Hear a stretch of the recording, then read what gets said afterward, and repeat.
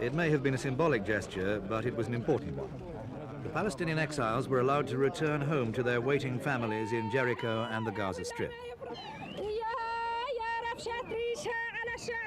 The mood was almost festive.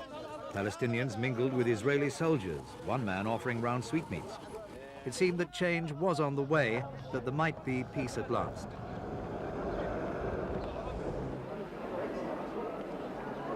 In Jerusalem, they were celebrating the return of another revolutionary from the region as Easter services got underway in the Holy City. Questions of theology are particularly apposite in this city, where so many cultures and religions attempt to coexist in such uneasy juxtaposition. It's mainly tourists who brave these streets in the Arab quarter of late.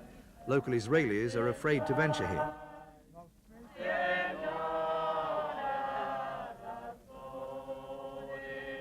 There's a palpable feeling of an occupying force from the Israeli police and military in East Jerusalem.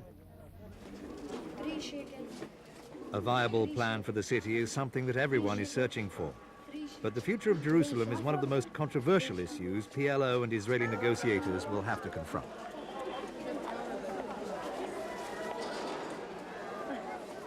There's a popular feeling on the streets of East Jerusalem that the only solution is to divide the city.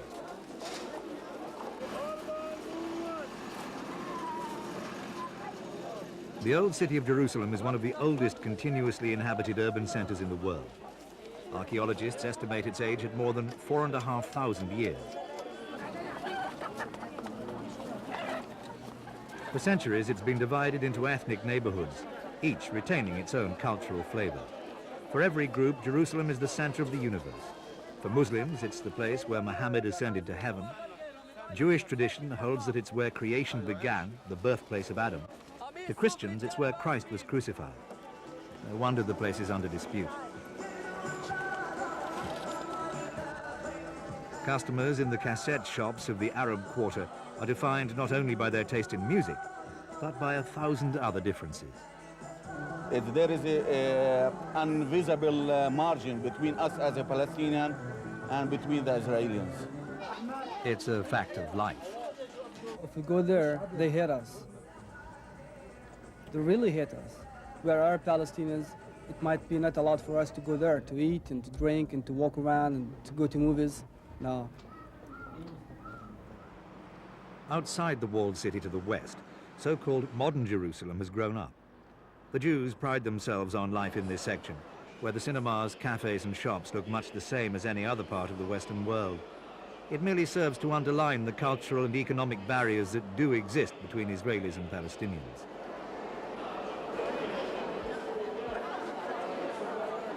There was a heavy influx of Jews into West Jerusalem as it expanded.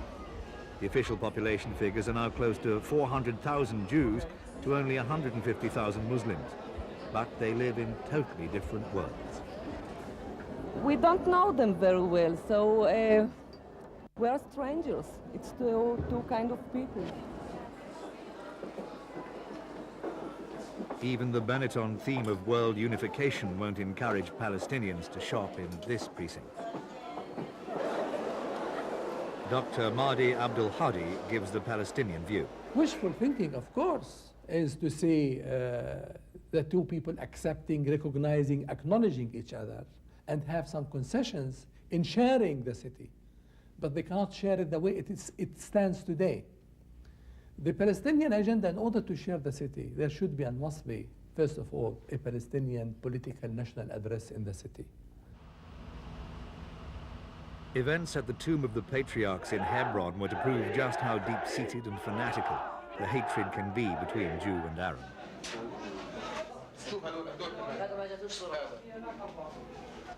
Recent evidence has shown that Baruch Goldstein may not have acted alone. What is certain is that many radical Jewish settlers share the depth of his feelings.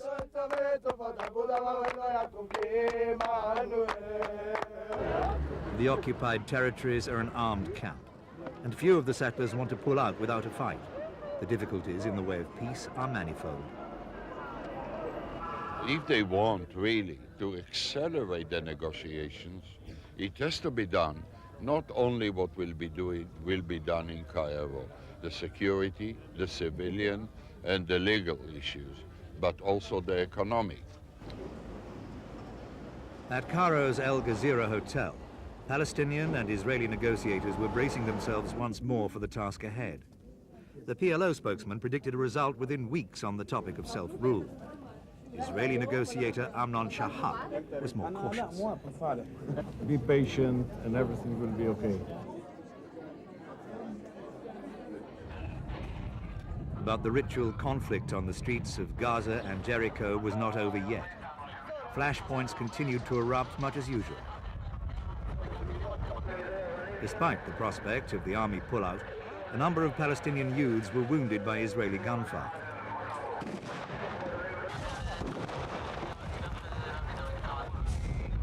This type of conflict has become a way of life.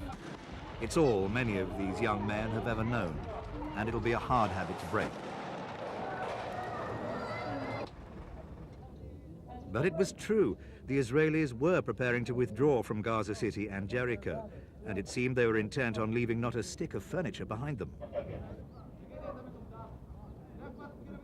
The fact that the agreement appeared to be being implemented in the field was welcomed by PLO officials. But some people feared that the withdrawal of the army would leave behind a power vacuum.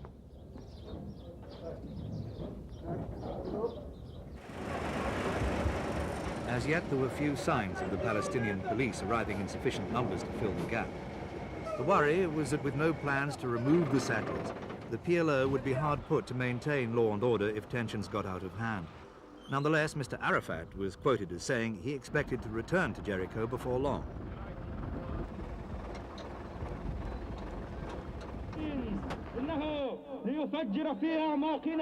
In a show of force, 12,000 supporters of the militant Fatah group rallied at Jabalia refugee camp in Gaza.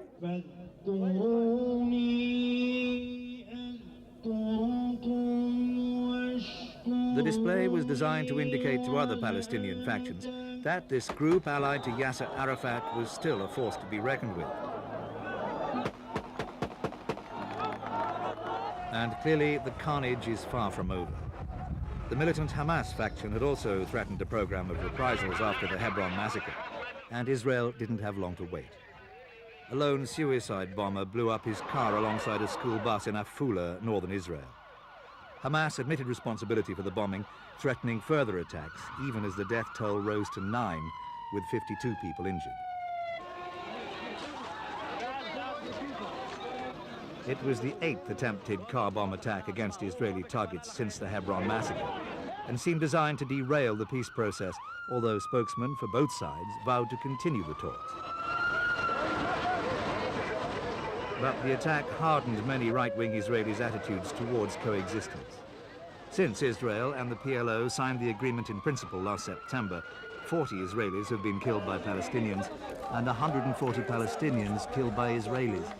It doesn't augur well for peace.